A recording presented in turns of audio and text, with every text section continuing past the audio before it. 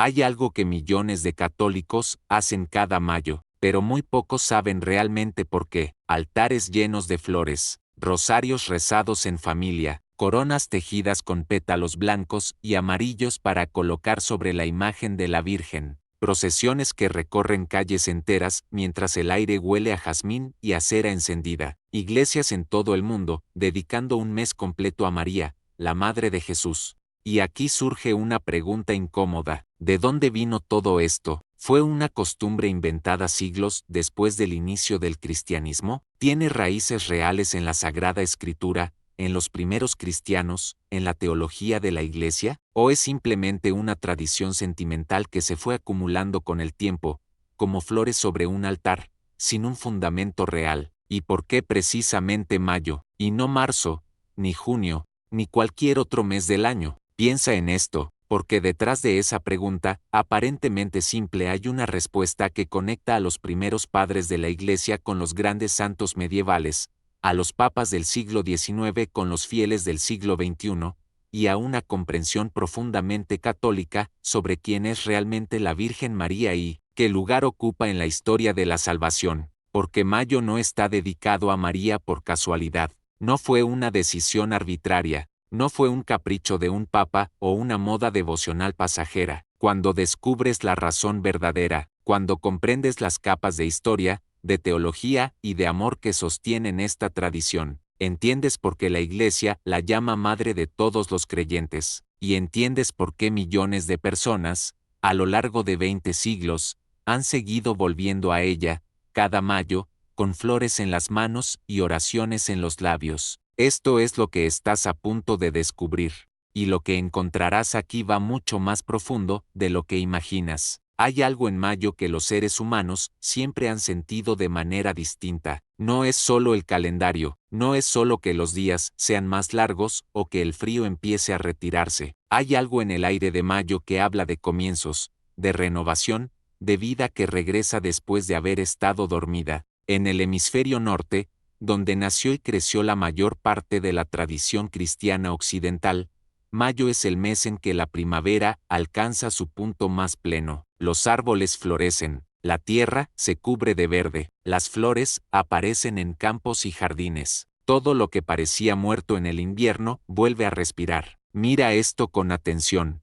porque esa experiencia de renovación no es un detalle menor. Es el primer hilo de una historia muy antigua. Los pueblos de la antigüedad, mucho antes del cristianismo, ya habían aprendido a leer el mundo natural como un libro lleno de significados. Para ellos, el retorno de la primavera no era simplemente un fenómeno climático, era algo sagrado, era la confirmación de que la vida tenía más poder que la muerte, que la oscuridad no era la última palabra, que el mundo estaba habitado por una fuerza que renovaba todas las cosas. En Roma, el mes de mayo llevaba el nombre de un antiguo festival dedicado a la fertilidad y a los antepasados. Había quien lo vinculaba a la diosa Maya, figura asociada con el crecimiento y la abundancia. Había procesiones, ofrendas de flores, celebraciones de la vida que regresaba. El mundo romano, en mayo, tenía los ojos puestos en algo más grande que lo cotidiano. Y aquí, todo cambia,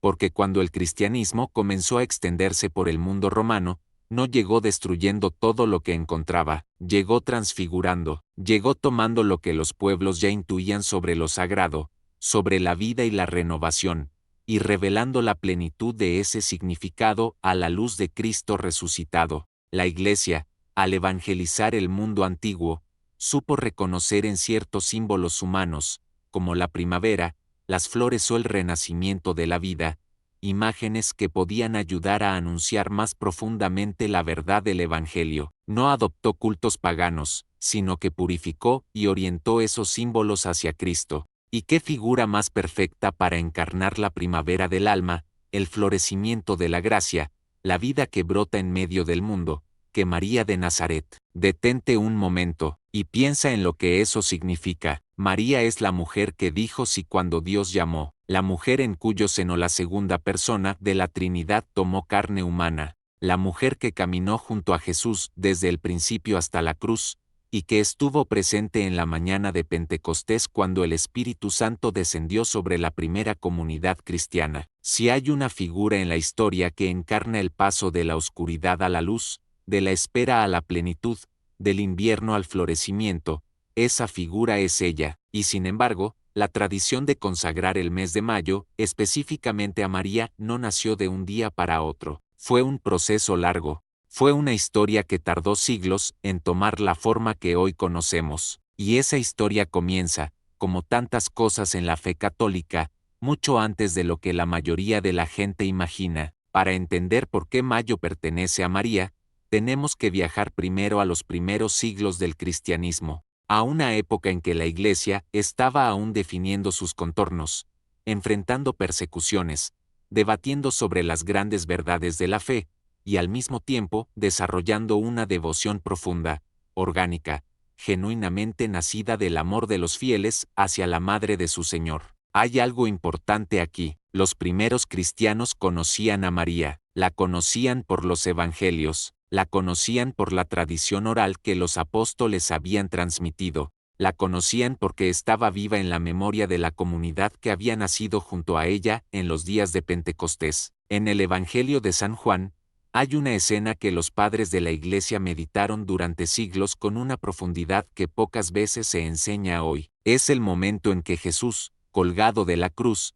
ve a su madre y al discípulo amado, y le dice a María, señalando a Juan, mujer, he ahí a tu hijo, y al discípulo le dice, he ahí a tu madre. Y desde aquella hora, el discípulo la recibió en su propia casa. San Agustín de Hipona, uno de los más grandes doctores de la Iglesia, que vivió entre los siglos IV y V, ya vio en ese momento algo que iba más allá de un gesto de amor filial. Vio en Juan la figura de todos los creyentes. Vio en María la madre espiritual que Jesús entregaba a toda su Iglesia antes de morir. La madre que no sería solo de Juan, sino de todos los que, como Juan, se pondrían bajo la cruz. Esta interpretación no es especulación. Ha sido custodiada y profundizada por la tradición teológica a lo largo de 2000 años. El Concilio Vaticano II la recogió en la Constitución Dogmática Lumen Gentium, donde se presenta a María como Madre de la Iglesia,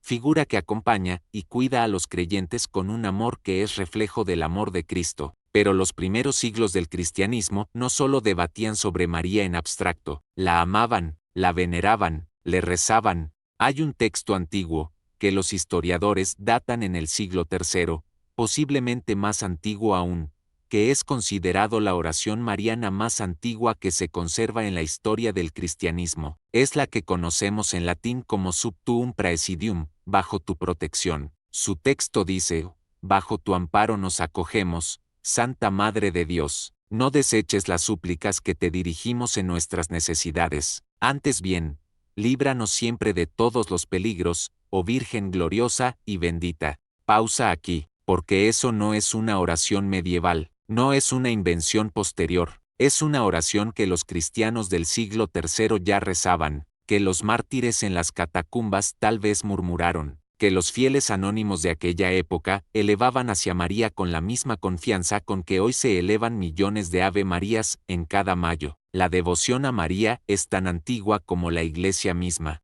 Y ahora la pregunta que seguramente estás haciéndote es la siguiente: ¿cuándo y cómo esa devoción antigua se fue concentrando de manera especial en el mes de mayo? La realidad fue muy distinta de lo que la mayoría imagina. No hubo un decreto papal del siglo IV que dijera, a partir de hoy, mayo es el mes de María. No hubo un concilio ecuménico que definiera esa dedicación como dogma de fe. Lo que hubo fue algo más orgánico, más lento, más profundamente humano. Fue el amor de los fieles, guiado por la sabiduría de los santos y de los grandes maestros espirituales, el que fue construyendo, ladrillo a ladrillo, lo que hoy conocemos como el mes de María. Y esa construcción tiene un punto de inflexión muy concreto que ocurre en la Edad Media, en un momento en que Europa vivía una de las épocas más ricas y también más complejas de su historia cristiana. Piensa en esto, en los siglos XI, XII y XIII, la fe católica estaba en el centro de la vida europea,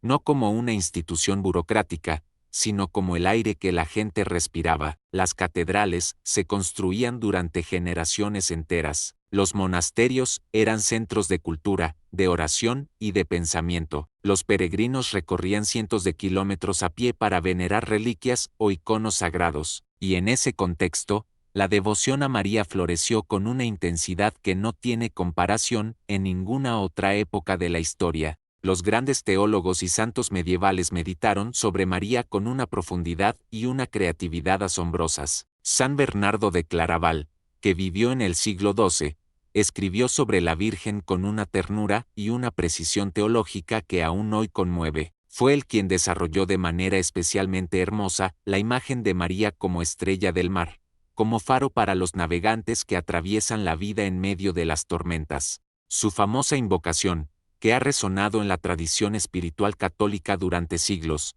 decía que en cada duda debemos mirar a María, en cada peligro invocar a María, en cada tristeza pensar en María, no como sustituta de Cristo, sino como camino hacia Él, como aquella que siempre señala con su vida y con su intercesión hacia su Hijo. Hay algo importante aquí. San Bernardo era también un hombre que entendía el año litúrgico, los ritmos de la naturaleza y el lenguaje del cosmos como un gran libro en el que Dios escribe, y la primavera, para un hombre de su tiempo y de su sensibilidad, era inevitablemente el tiempo de María, el tiempo en que la vida vence a la muerte, el tiempo en que la tierra florece como María floreció cuando recibió en sí misma la palabra eterna de Dios. Esa intuición no se quedó en los monasterios, bajó a las ciudades, a los campos, a las aldeas. El pueblo cristiano medieval comenzó a vivir el mes de mayo con una devoción especial hacia la Virgen. Las flores de primavera se llevaban a sus altares. Las jóvenes de las parroquias trenzaban coronas de flores para las imágenes de la Virgen. Se rezaba el rosario, se cantaban himnos marianos. ¿Qué estaba pasando realmente? Estaba pasando algo muy hermoso.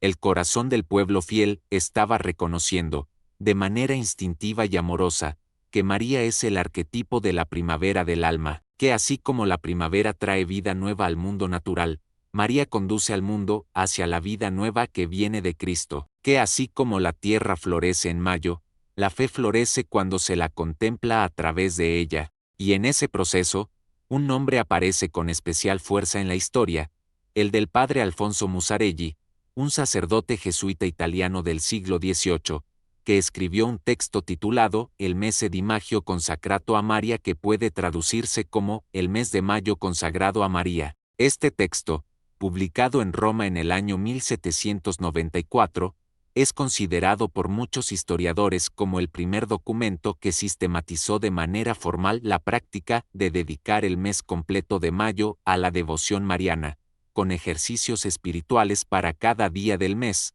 reflexiones, oraciones y meditaciones. Mira esto con atención, porque ese texto de Musarelli no cayó en terreno vacío, cayó en un mundo que ya estaba preparado, que ya amaba a María en mayo, que ya llevaba flores a sus altares y rezaba rosarios en las noches de primavera. Lo que Musarelli hizo fue recoger ese amor popular, darle forma, estructurarlo, y presentarlo como una propuesta espiritual completa para los fieles. Y el éxito fue inmediato. En pocos años, la práctica del mes de María se extendió por Italia, luego por Europa, luego por el mundo entero. Pero algo más importante estaba por venir, y cuando llegó, transformó para siempre la historia de esta devoción.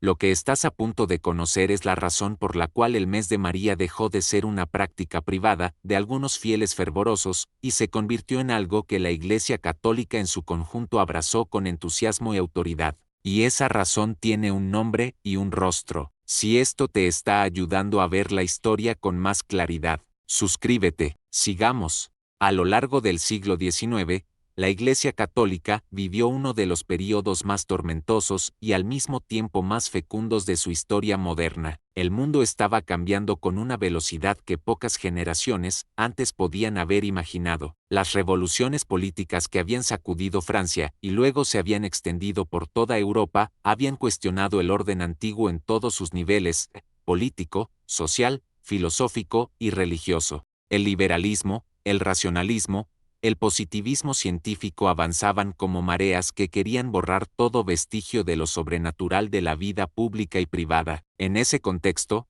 la Iglesia Católica no se replegó en el silencio, respondió con una claridad y una valentía que sorprendieron a amigos y adversarios por igual, y una parte crucial de esa respuesta fue de naturaleza mariana. El año 1854 es una fecha que todo católico debería conocer. Ese año, el Papa Pío IX, cuyo nombre completo era Giovanni Maria Mastai Ferretti, definió solemnemente el dogma de la Inmaculada Concepción de María. La definición decía que la Santísima Virgen María, en el primer instante de su concepción, fue preservada inmune de toda mancha de pecado original, por singular gracia y privilegio de Dios Omnipotente, en atención a los méritos de Jesucristo, Salvador del género humano. ¿Por qué esto importa para la historia del mes de mayo? Porque 4 años después de esa definición dogmática, en el año 1858, ocurrió algo en una pequeña ciudad del sur de Francia que sacudió al mundo entero. En Lourdes, una niña de 14 años llamada Bernadette Soubirous comenzó a tener apariciones de una señora vestida de blanco en una gruta junto al río Gave, y cuando Bernadette le preguntó quién era, la respuesta que recibió fue una que nadie esperaba. La señora dijo, en el dialecto local de Occitanie, que soy era Inmaculada Concepción, soy la Inmaculada Concepción. Piensa en esto, Bernadette era una niña pobre, casi sin educación, que difícilmente hubiera podido inventar ese término teológico preciso que 4 años antes el Papa acababa de definir solemnemente, y sin embargo, esas fueron las palabras que escuchó. Lourdes se convirtió en uno de los centros de peregrinación mariana más importantes de la historia moderna, y su mensaje renovó en el corazón de millones de católicos una confianza ardiente y una devoción viva hacia la Virgen María. En ese contexto de renovación mariana, los papas del siglo XIX y comienzos del XX comenzaron a promover activamente la práctica del mes de María, no como una imposición desde arriba, sino como una respuesta a lo que el Espíritu Santo parecía estar haciendo en el corazón de la Iglesia desde abajo. El Papa Pío VII, en el año 1815, concedió indulgencias a quienes practicaran los ejercicios del mes de mayo dedicado a María. Era la primera vez que la autoridad papal reconocía oficialmente esta práctica y la respaldaba con un privilegio espiritual. Fue un momento de enorme importancia. Detente un momento, porque eso cambió todo. Cuando el sucesor de Pedro respalda una práctica devocional con indulgencias, está diciendo algo muy claro: esto no es una superstición, no es una moda, no es un producto de la imaginación popular. Esto es una forma legítima y fecunda de acercarse a Dios. Esta práctica es buena para el alma. Después de Pío VII, otros papas siguieron profundizando este camino. El Papa Gregorio XVI lo confirmó. El Papa León XIII, uno de los pontífices más intelectualmente brillantes de la historia moderna de la Iglesia, escribió encíclicas enteras sobre el rosario y la devoción mariana, convirtiendo el mes de octubre en el mes del rosario, complementando así el mes de María de Mayo con otra devoción central. Y aquí, todo se hace más grande, porque en el siglo XX, la devoción mariana del mes de mayo encontró su cima en el pontificado de uno de los papas más amados de la historia contemporánea, el Papa Pablo VI, que en el año 1965, en el contexto del Concilio Vaticano II, proclamó formalmente a María como Madre de la Iglesia, y el Papa Juan Pablo II, cuyo pontificado se extendió desde 1978 hasta 2005, hizo de María el centro de su espiritualidad personal y de su magisterio. Su lema episcopal era Totus Tuus, que puede traducirse como todo tuyo, una frase tomada del escritor espiritual San Luis María Grignion de Montfort, que expresa la consagración total a Cristo a través de María. Juan Pablo II visitó Lourdes, visitó Fátima, rezaba el rosario todos los días, y en sus escritos sobre María, recogió y sintetizó toda la riqueza de la tradición teológica mariana que venía desde los primeros siglos del cristianismo. ¿Qué nos dice todo esto? Nos dice que el mes de mayo dedicado a la Virgen María no es una tradición secundaria o periférica de la fe católica, es una expresión central, madura y profundamente arraigada en el corazón de la Iglesia, una tradición que conecta a los primeros creyentes con los creyentes de hoy, que conecta el amor popular con la autoridad doctrinal, que conecta la experiencia de la primavera en el mundo natural con la experiencia de la gracia en el alma humana. Y ahora, llegamos a la parte que cambia todo, a la parte que muchos católicos que llevan años rezando en mayo nunca han escuchado explicar de esta manera. ¿Por qué María y no otra figura? ¿Por qué este mes y no otro? Y sobre todo, ¿qué dice la teología más profunda de la Iglesia sobre el lugar que María ocupa en el plan de Dios? Porque si no entendemos eso, si no entendemos quién es María realmente en la fe católica, entonces el mes de mayo se queda en una costumbre hermosa pero sin fondo, y la fe católica merece mucho más que eso. Hay algo profundamente olvidado en la manera en que hoy se habla de María. Vivimos en una época en que las palabras se desgastan con facilidad. Madre de Dios se dice con tanta frecuencia que a veces deja de resonar. Llena de gracia, se repite tantas veces que pierde su peso, y sin embargo, si nos detenemos un instante y dejamos que esas palabras nos alcancen de verdad, si las miramos con la seriedad con que las miraron los grandes teólogos de la Iglesia, descubrimos que encierran una profundidad que ningún discurso moderno puede igualar. Hay algo importante aquí, y es esto: la devoción mariana no es un añadido al cristianismo, no es un extra devocional para los que gustan de flores y procesiones. Es una consecuencia directa e inevitable de la fe en Jesucristo. Si Jesús es verdaderamente Dios, entonces quien lo gestó en su seno, quien lo parió, quien lo amamantó, quien lo crió, quien caminó a su lado durante 30 años, es verdaderamente la Madre de Dios. Eso es lo que definió el Concilio de Éfeso en el año 431. Reunidos en esa ciudad de la costa de lo que hoy es Turquía, los obispos de la Iglesia de todo el mundo afirmaron que María es la Theotokos, palabra griega que significa literalmente la que dio a luz a Dios, no la madre de la naturaleza humana de Cristo solamente, no la madre del hombre Jesús solamente, sino la madre de la persona divina del Hijo de Dios, que en ella se hizo carne. ¿Qué estaba pasando realmente en ese concilio? Estaba pasando que la Iglesia estaba defendiendo no solo la dignidad de María, sino la integridad de la fe en Cristo, porque si rebajamos a María, rebajamos necesariamente a su Hijo. Si María es solo la madre de un hombre excepcional, entonces Jesús no es Dios hecho hombre, y si Jesús no es Dios hecho hombre, entonces toda la fe cristiana se desmorona. San Cirilo de Alejandría, uno de los protagonistas del Concilio de Éfeso, lo expresó con una claridad que atraviesa los siglos: no hay salvación para nosotros si no reconocemos que el que nació de María es verdadero Dios y verdadero hombre. Pausa aquí, porque esto tiene consecuencias enormes para entender el mes de mayo. Dedicar mayo a María no es desviar la atención de Cristo, es exactamente lo contrario.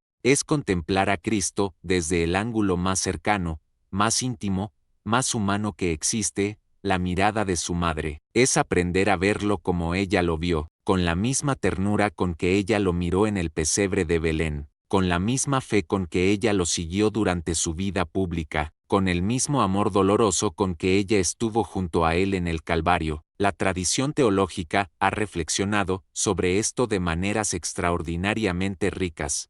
Santo Tomás de Aquino, el doctor angélico, vivió en el siglo XIII y es considerado uno de los mayores intelectos de la historia de la Iglesia, y en su reflexión sobre María, Tomás no solo habla de sus privilegios sobrenaturales, habla de su santidad activa, de la manera en que ella cooperó libremente con el plan de Dios, de cómo su fiat, su hágase en mí según tu palabra, no fue solo una respuesta pasiva, sino un acto de amor y de fe heroicos que cambió el curso de la historia. La tradición teológica ha visto en ese hágase de María el momento en que la humanidad, representada en ella, dijo sí a Dios de una manera definitiva. Así como Adán y Eva dijeron no en el jardín del Edén, María dijo sí en el cuarto de Nazaret. Así como el primer no introdujo el pecado en el mundo, el sí de María abrió la puerta para que la gracia entrara. Por eso, San Ireneo del Lyon, en el siglo II, ya llamaba a María la nueva Eva.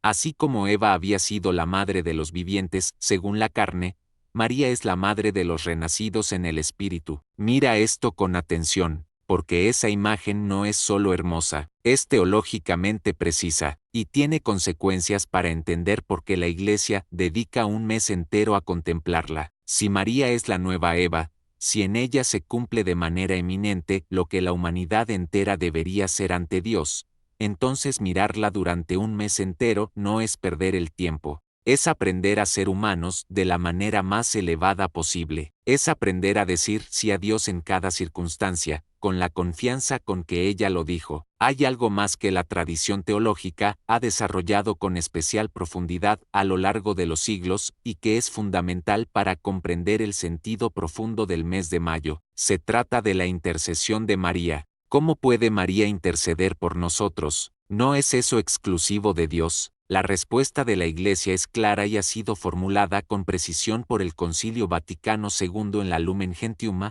La maternidad de María en el orden de la gracia dura sin cesar hasta que se lleve a cumplimiento la salvación de todos los elegidos. Asunta al cielo, no ha dejado esta misión salvífica, sino que sigue intercediendo por nosotros. Pero intercesión no significa que María actúe como mediadora al mismo nivel que Cristo. No, la Iglesia es muy clara en esto. Cristo es el único mediador entre Dios y los hombres. María intercede siempre en Cristo, a través de Cristo, en virtud de los méritos de Cristo, como lo hace cualquier santo, pero de manera eminente, en virtud de su singular relación con el Hijo de Dios. La tradición teológica ha reflexionado ampliamente sobre esta distinción. No es que María tenga un poder independiente, es que Cristo, precisamente porque es Dios, puede comunicar su poder salvífico a criaturas que Él elige, y eligió comunicárselo de manera singular a su madre. Así como Cristo quiso asociar a los apóstoles a su obra cuando les dijo,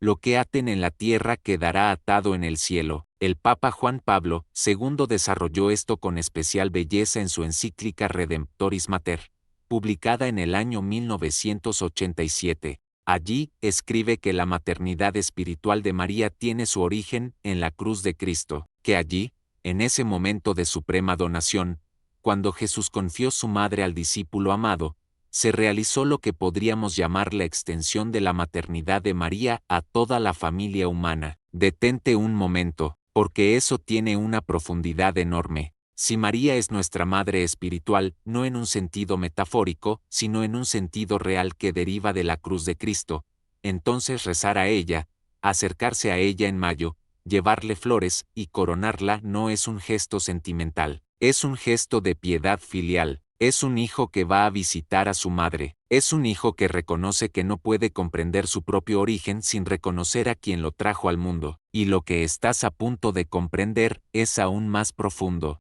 porque hay una razón específica por la que el rosario ocupa un lugar tan central en el mes de mayo, y esa razón revela algo sobre la naturaleza misma de la oración cristiana que muy pocos han escuchado explicar de esta manera. El rosario es frecuentemente malentendido, tanto por quienes no son católicos como a veces por los propios católicos que lo rezan sin comprenderlo del todo. Se lo ve como una repetición monótona, como una acumulación de oraciones mecánicas que no llevan a ningún lado, pero eso es todo lo contrario de lo que es. El rosario es una contemplación, es una meditación que utiliza las palabras del Ave María y del Padre Nuestro como fondo, como tejido de oración, mientras la mente y el corazón se sumergen en los misterios de la vida de Cristo, su encarnación, su vida pública, su pasión, su resurrección, su glorificación y el papel de María, en cada uno de esos momentos.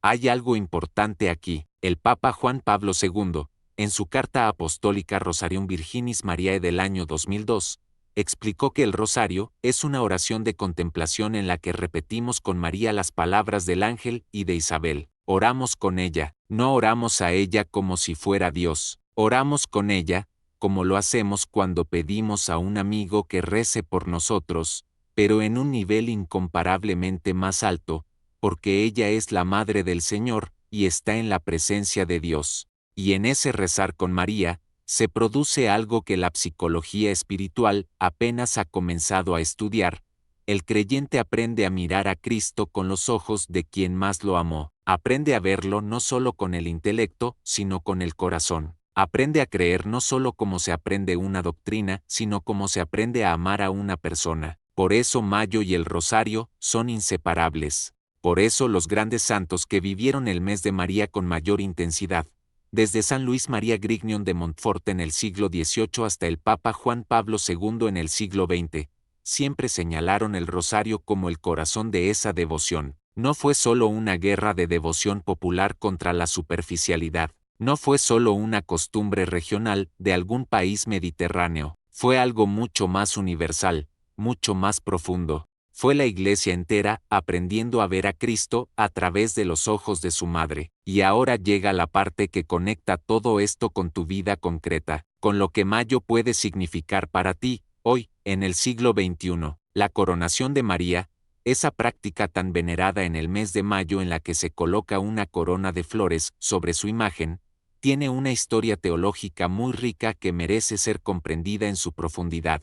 La corona de flores no es una invención barroca ni una costumbre sin sentido. En la Sagrada Escritura, la corona es siempre un símbolo de victoria, de gloria, de dignidad real. Los reyes son coronados, los vencedores son coronados, y el libro del Apocalipsis, en su capítulo 12, describe a una mujer vestida del sol, con la luna bajo sus pies, y una corona de 12 estrellas en su cabeza. La tradición teológica ha visto en esa mujer del Apocalipsis una figura compleja, la Iglesia misma, y al mismo tiempo María, que la resume y la simboliza de manera eminente. La mujer coronada de estrellas es la figura de la humanidad redimida, de la nueva creación, de la primavera definitiva de la resurrección y de la nueva creación que Dios ha prometido para el final de los tiempos. Mira esto con atención. Cuando una familia pone una corona de flores sobre la imagen de la Virgen en mayo, está haciendo una cosa al mismo tiempo muy sencilla y muy profunda. Está reconociendo que en ella, en María de Nazaret, la humanidad alcanzó su más alta dignidad, que ella es la criatura redimida de la manera más perfecta, preservada del pecado original por los méritos de Cristo desde el primer instante de su concepción, que su gloria es la promesa de la gloria que todos estamos llamados a alcanzar. La corona de flores en mayo no es un homenaje a una figura lejana y abstracta, es una declaración de esperanza, es decir, miro a María y veo lo que Dios puede hacer con un ser humano que le dice sí de todo corazón, y quiero ser, a mi manera, un poco de eso, y ahora es el momento de abordar lo que muchos se preguntan pero pocos dicen en voz alta. Hay objeciones a la devoción mariana que se levantan con frecuencia, objeciones que vienen no solo de personas que no son católicas, sino también de católicos que han escuchado críticas y no saben bien cómo responderlas, y es importante tomarlas en serio, porque la fe no teme las preguntas. La fe se fortalece con las preguntas bien planteadas y bien respondidas. La primera objeción, quizás la más común, es esta: ¿no es la devoción a María una forma de paganismo disfrazado? ¿No se parece demasiado a la adoración de las diosas de la antigüedad? Algunos críticos han señalado semejanzas superficiales entre ciertos símbolos antiguos relacionados con la maternidad, la primavera o las flores y algunas expresiones de la devoción mariana. Sin embargo, la Iglesia Católica siempre ha distinguido claramente entre el culto pagano a divinidades y la veneración a María, que nace completamente de la fe en Jesucristo y de lo que revelan las Escrituras sobre ella. Para muchos pensadores cristianos, esta objeción confunde la similitud de forma con la identidad de contenido. Que dos culturas diferentes hayan expresado verdades profundas a través de imágenes similares no significa que esas verdades sean las mismas. El sol es un símbolo de lo divino en decenas de culturas. Cristo es llamado Sol de Justicia en el Malaquías 4, 2. Eso no convierte a Cristo en un dios solar pagano. Significa que la experiencia humana de la luz tiene una capacidad simbólica que Dios puede usar para revelarse. Lo mismo ocurre con María.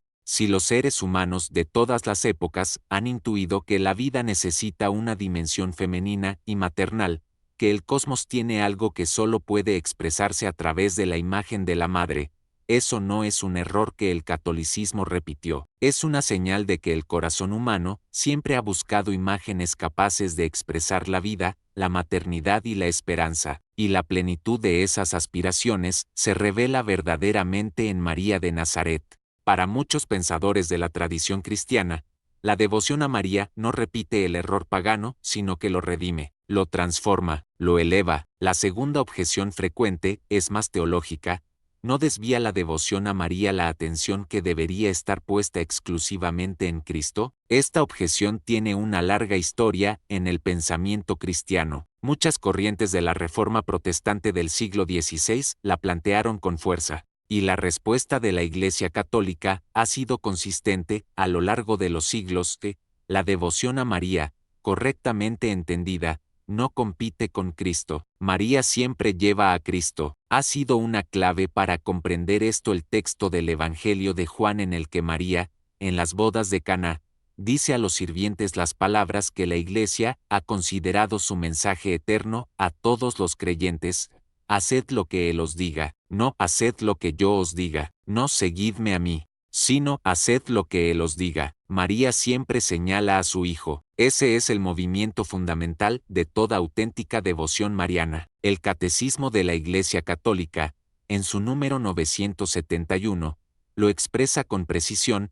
La Iglesia honra a la Santísima Virgen con amor especial, pero lo hace de manera esencialmente diferente a como adora a Cristo, pues la adoración pertenece solo a Dios, y la veneración a los santos, de manera eminente a la Madre de Dios. La distinción entre latría, que es la adoración debida solo a Dios, y hiperdulía, que es la veneración especial debida a María, es fundamental en la teología católica, y ha sido defendida y explicada por la Iglesia a lo largo de los siglos. Hay algo importante aquí. Cuando un católico reza el Ave María, no está adorando a María, está pidiéndole que interceda. Es la misma diferencia que existe entre pedirle a Dios directamente y pedirle a un amigo que rece por nosotros. María no es Dios. María es la criatura más elevada que Dios creó, la más santa, la más llena de gracia, la más cercana a su Hijo, y precisamente por eso, su intercesión es especialmente poderosa. La tercera objeción que aparece con frecuencia es la siguiente: